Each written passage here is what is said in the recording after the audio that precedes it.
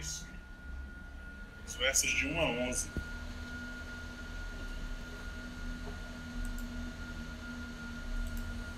Filipenses 2, de 1 a 11.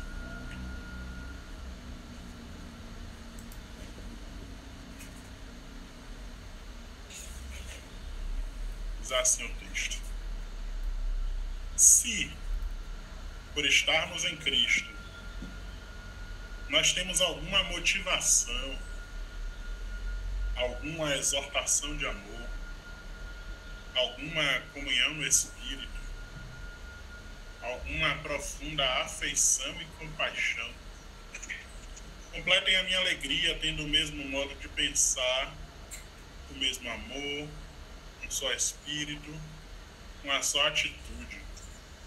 Nada façam por ambição egoísta ou por vaidade, mas humildemente considerem os outros superiores a si mesmos. Cada um cuide não somente dos seus interesses, mas também dos interesses dos outros. Seja a atitude de vocês a mesma de Cristo Jesus. Embora sendo Deus, não considerou que o ser igual a Deus era algo a que devia pegar-se, mas esvaziou-se a si mesmo, vindo a ser servo, tornando-se semelhante aos homens, e sendo encontrado em forma humana, humilhou-se a si mesmo e foi obediente até a morte, e morte de cruz. Por isso Deus o exaltou à mais alta posição e lhe deu o nome que está acima de todo nome, para que ao nome de Jesus se dobre todo joelho nos céus, na terra e debaixo da terra, e toda língua confesse que Jesus Cristo é o Senhor, para a glória de Deus. A palavra alegria aparece aqui, né, nesse texto que a gente acabou de ler, lá no verso 2. Completem a minha alegria. E a carta de Filipenses é famosa, conhecida como a Carta da Alegria. É uma epístola que tem quatro capítulos apenas, uma epístola bem pequena, e aparece a expressão alegria ou os seus sinônimos 19 vezes. Então é muito recorrente o tempo inteiro. A gente está aqui no capítulo 2, antes aí no capítulo 1 deve ter aparecido mais umas 2 vezes a palavra, a expressão alegria. E é interessante que o apóstolo está falando sobre a alegria num tempo em que ele não é um momento de alegria, digamos assim, né? Ele está escrevendo preso, provavelmente na prisão de Roma, mas pode ser também que alguns pensam que em Éfeso, mas seja lá onde for, isso não muda muita coisa. Mas ele está preso esperando o julgamento do Império Romano, né? Foi preso por perturbar a ordem porque anunciava o Evangelho, né? E é isso, só isso aí já é bem provocativo para a gente, né? Que tipo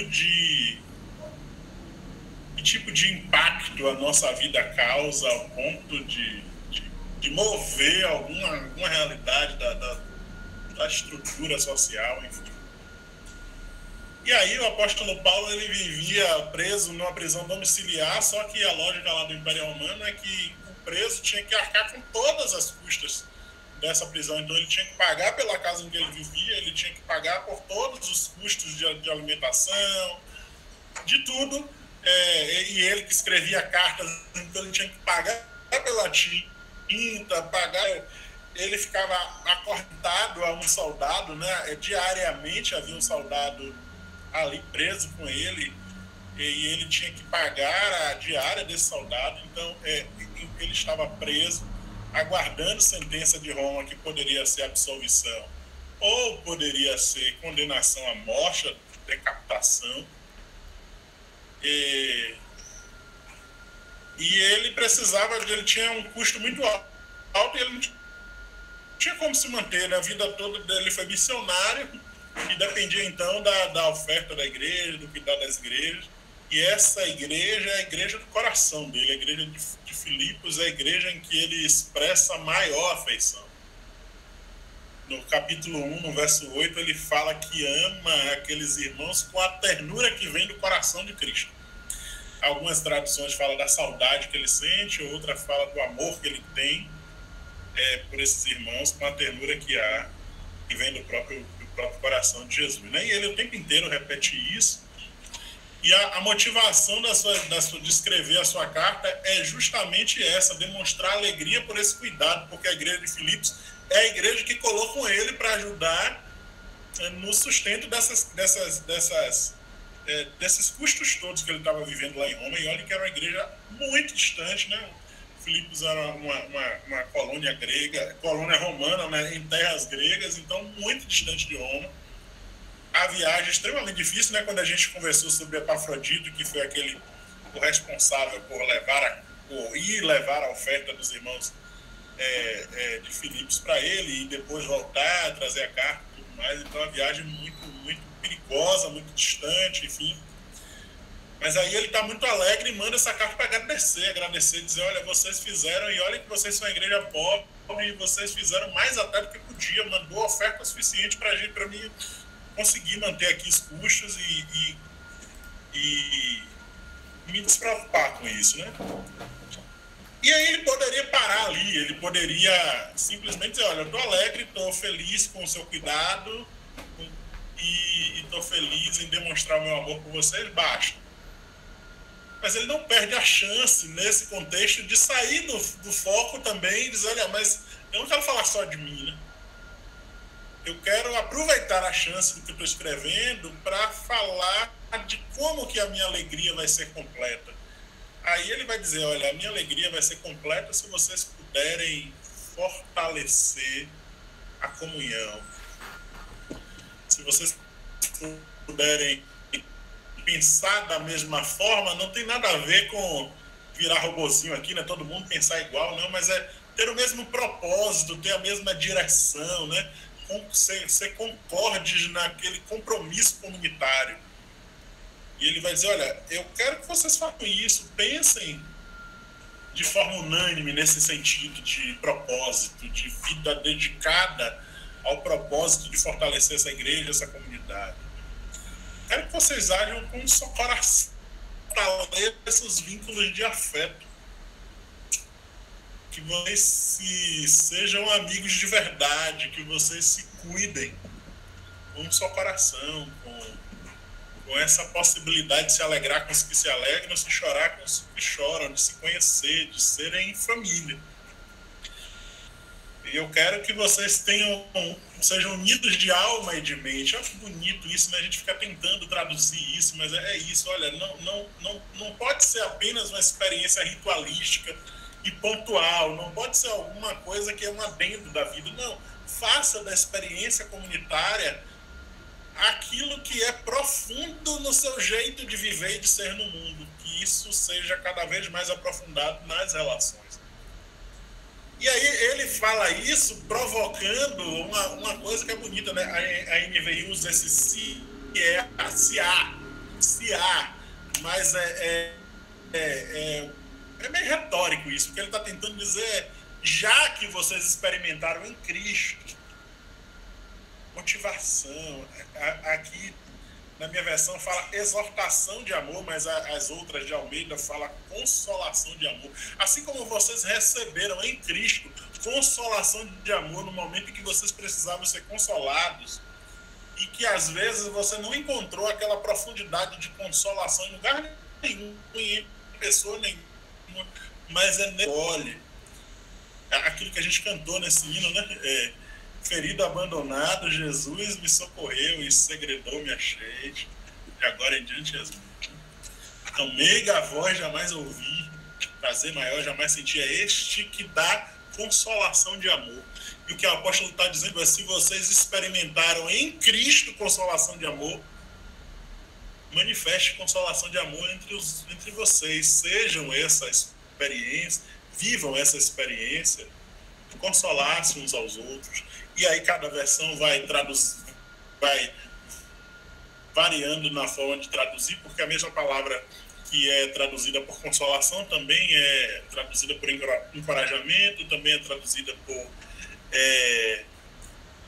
exortação, que exortação não tem a ver com expor ninguém ao ridículo, mas tem a ver com esse compromisso que cada membro da comunidade tem de ajudar o irmão a ficar mais forte, de encorajar, de fortalecer, de exortar quando for necessário, mas sempre em amor.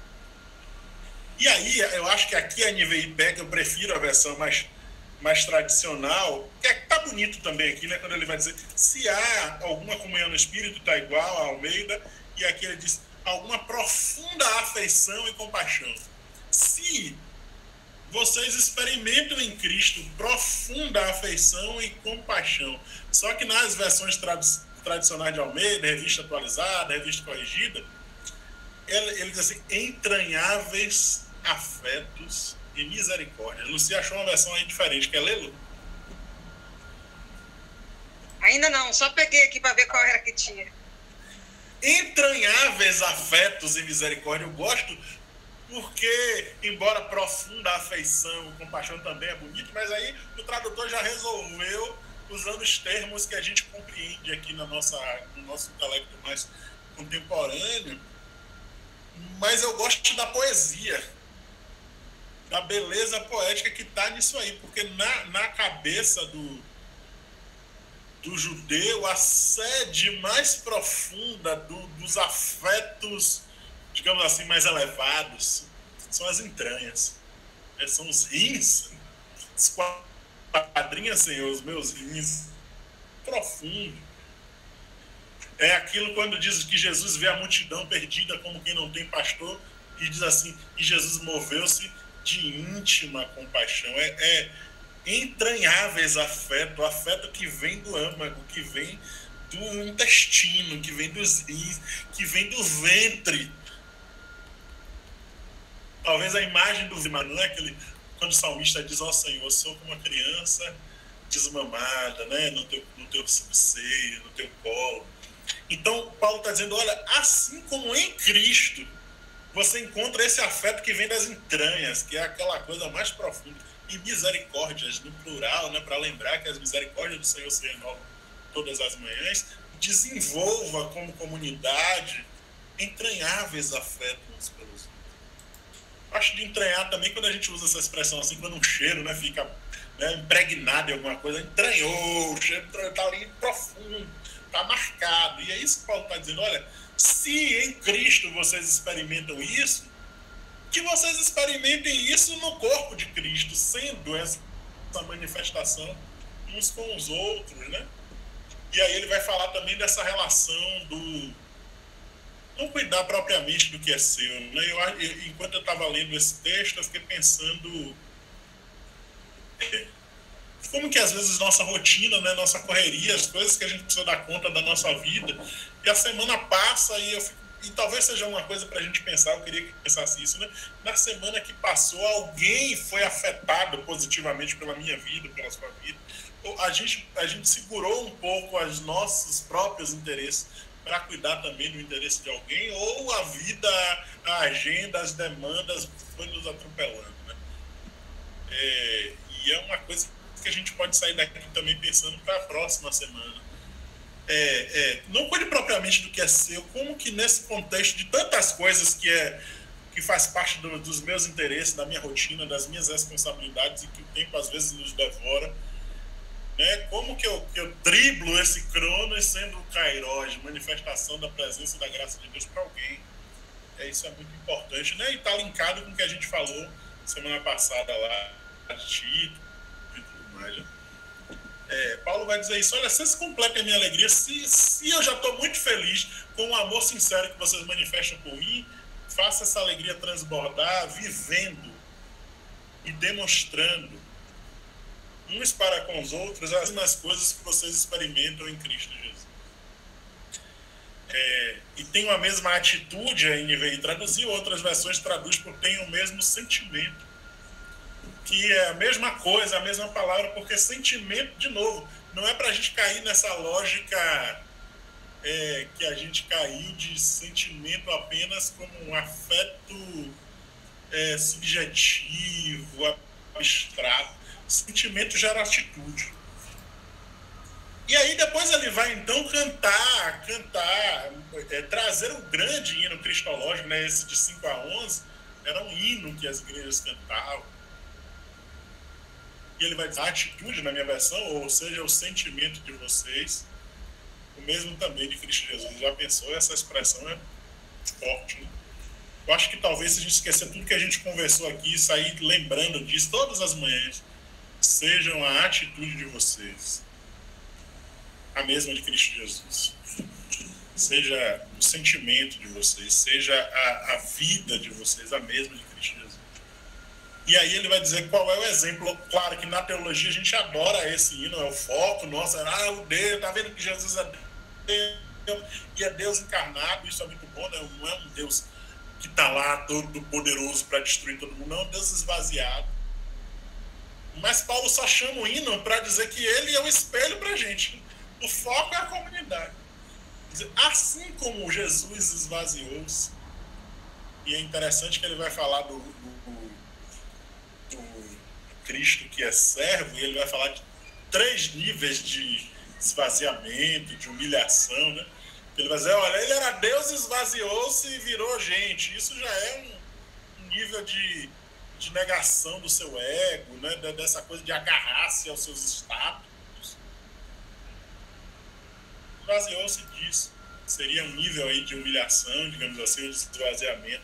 Mas não apenas isso, ele não apenas se fez gente, mas ele se fez servo, que é outro nível de humilhação. E aqui a gente faz o link rapidinho com João 13, do lava-pés, né? Eu acho que esse capítulo de Paulo dá para linkar muito bem com o de João 13. Ele se esvazia e vira servo.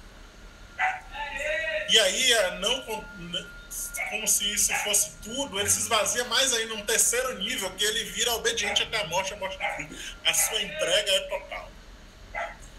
E aí o autor também vai falar do Cristo que não é apenas servo, é o Cristo que é Senhor também. Então, para 3 níveis, são 3 níveis de exaltação. Deus lhe deu um nome. Deus lhe deu um nome diante do qual todo joelho se dobra, que é a segunda exaltação, e Deus lhe deu um nome e para que as pessoas o confessem como Senhor, né? A terceira exaltação. Mas antes da exaltação vem o servo.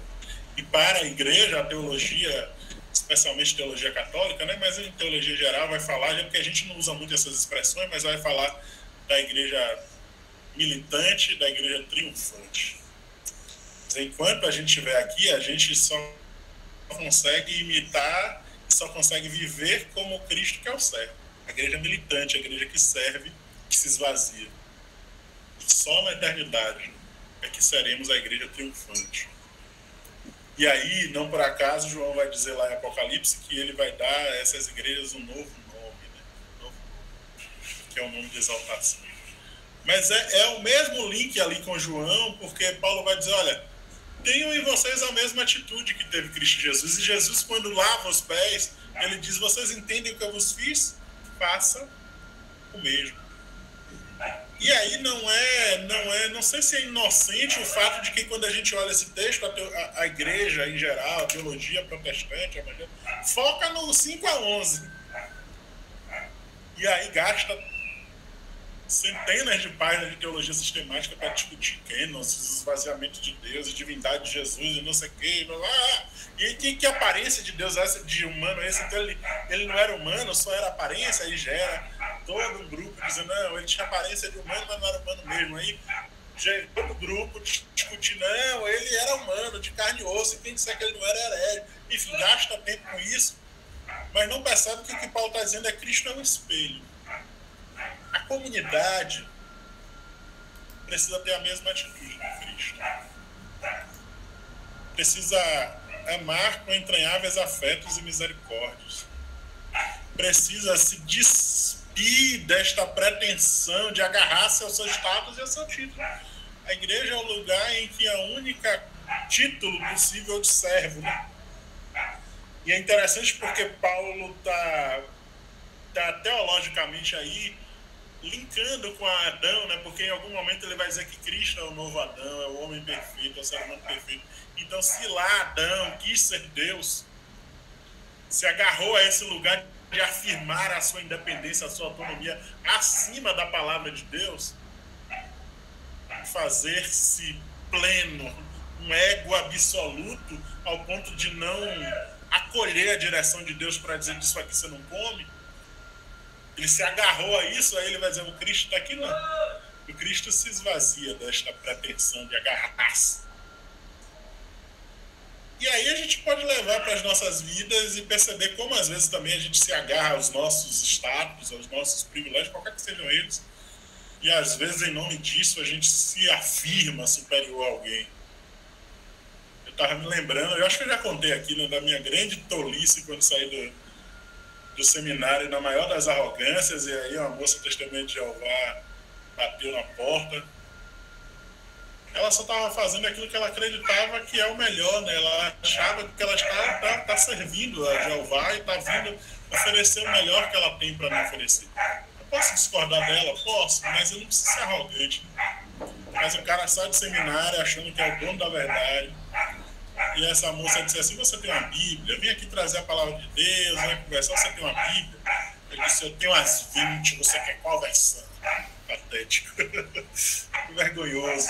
E outra coisa, eu tenho também no grego, inclusive abre a sua Bíblia aí, abre João 1, sua tradução do Novo Mundo está errada, porque você só que coisa patética. É o seminário instrumentalizando para eu me afirmar como o dono da verdade, o outro é que herege. Bobagem, na hora que a gente se mira no espelho de Cristo, a gente se esvazia. E aí ele está escrevendo também porque Epafrodito deu notícias de que estava rolando já uma certa competição, nada muito grave, não tem nenhum desvio, não tem nenhum problema, nada aqui. A gente semana passada falou dos Coríntios, né, que era a igreja que dava dor de cabeça.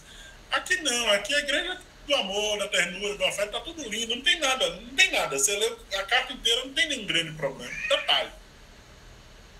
Mas já está rolando ali, por exemplo, lá no capítulo 4, ele vai falar, né, eu rogo a Evódia e Sintique, que sejam concordes, que vivam em harmonia. Vocês são duas mulheres de Deus, duas mulheres comprometidas com a comunidade, mas não estão se bicando, né? Não está rolando, tem alguma coisa aí que está batendo normal. Né?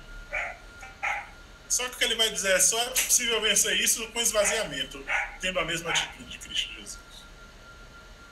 E a gente, às vezes, vai levando, né, e não resolve determinados conflitos, entraves, qualquer questão que seja, muitas vezes porque falta esvaziamento. Eu vi ontem, eu acho, um desses posts aí de rede social, que eu achei interessante dizer assim, todo mundo diz que o diálogo não é a solução dos problemas, do conflito, sei lá o que é o diálogo. O diálogo é a solução dos conflitos entre as pessoas.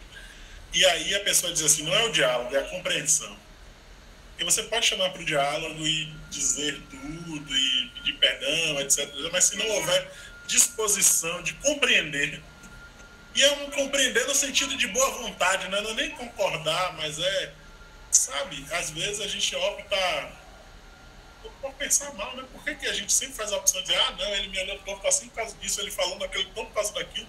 Não é a boa vontade de compreender e de optar por pensar melhor. Então esse texto é muito belo porque ele fala do Cristo como um exemplo. A comunidade de Jesus, e a comunidade de Jesus, a nossa comunidade, mas a comunidade de Jesus no sentido mais amplo, só pode dar testemunho pleno se ela se esvazia e se ela imita a atitude e os sentimentos de Jesus Cristo.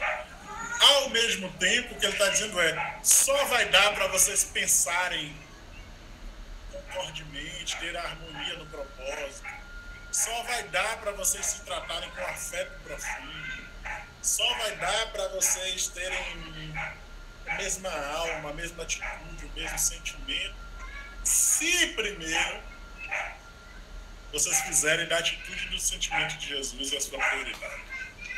Senão não é possível. Que Deus nos ajude a construir, a partir da imitação do sentimento que há em Cristo Jesus, essa disposição de fortalecer como comunidade, né? Somos poucos, mas fortalecer laços de afeto, de comunhão, de misericórdia, de boa vontade. E também nos faça sempre cada vez mais servos, como foi Jesus, esvaziado que sai para servir. Porque, de novo, fazendo um paralelo com João, ele vai fazer o lava-pés, ele vai dizer, vocês entendem que eu vos fiz? E essa é a grande questão. Eu sou convertido, eu sou cristão, eu sou seguidor de Jesus. Pergunta dele é, você entende de fato o que significou isso? Que nível de esvaziamento e humilhação foi ser seu Salvador, seu Senhor, seu Mestre, seu Deus, o nome que você quiser dar? Se você entenda, faça o mesmo. Se esvazie, se doe, se entregue. Há conflitos que a gente deixa crescer e alimenta, ou enfim, isso gera uma bola de neve e que talvez possa ser resolvido se a gente não se agarrar a este lugar de, às vezes, ter razão, né? Porque, assim, sendo Deus, não se agarrou a ser Deus. Não é que ele não era Deus, ele era, mas ele se despiu. E ter a atitude de Cristo Jesus, às vezes, é em nome de restabelecer alguma relação, e isso vai para além daqui da experiência comunitária, né? Em nome de garantir uma relação que tem valor, de alguém que é significativo, mas que por uma série de questões os laços foram quebrados. Para ser reatado, alguém precisa decidir se esvaziar. Alguém precisa decidir se esvaziar. E aí, voltando lá ao paralelo de João, quando Jesus vai dizer isso, no final ele vai orar, ele vai dizer, olha assim, Pai, ajuda para que eles sejam um como nós somos um, para que o mundo creia que Tu nos enviaste. Eu desconfio que a grande crise e o grande desinteresse das pessoas pelo Evangelho, por Jesus, enfim, o nome que a gente quiser dar, tem a ver com o fato de que talvez ele não tenha visto em nós esvaziamento e entranháveis afetos entre nós. Porque Atos 2 fala que aquela igreja que se amava com profundidade, se cuidava, não deixava ninguém em necessidade, se fazia irmãos, tinha laços inquebráveis, caiu na graça do povo, porque no fundo as pessoas têm fome de comunhão. E dia a dia era o Senhor que acrescentava os que iam sendo salvos, porque as pessoas olhavam e admiravam e diziam, eu quero viver aqui. Ser comunidade de Jesus é ser esse lugar atraente que nos faz cair na graça das pessoas pelo que elas veem. Que coisa interessante é o apóstolo Paulo, né? Ele não está simplesmente ensinando se esvazie, ele está dando um exemplo na própria carta. Eu estou aqui preso, poderia estar falando das minhas circunstâncias, poderia estar apenas falando da minha alegria de receber a oferta que vocês me mandaram e da minha alegria de declarar o meu amor para vocês, e já bastava. Mas eu me esvaziei bastante para ampliar e aproveitar a chance de dizer, olha, fortalece o laço que há em vocês, fortalece a comunhão, o propósito, a direção, os sentimentos e os afetos. Que Deus nos ajude, né, a ser esse lugar que testemunha, que a gente experimente este profundo amor de Cristo, essa profunda misericórdia e consolação de amor, que a gente já experimenta na relação mística pessoal com Deus em Cristo, mas que a gente experimente na relação uns com os outros, como sendo lugar do amor de Cristo revelado entre nós.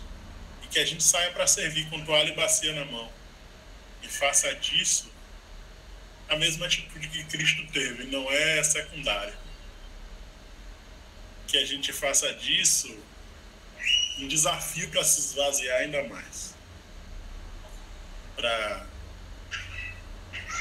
reorganizar os compromissos de vida, para que o serviço não seja alguma coisa que é secundária, mas seja prioridade. Amém. Acho que é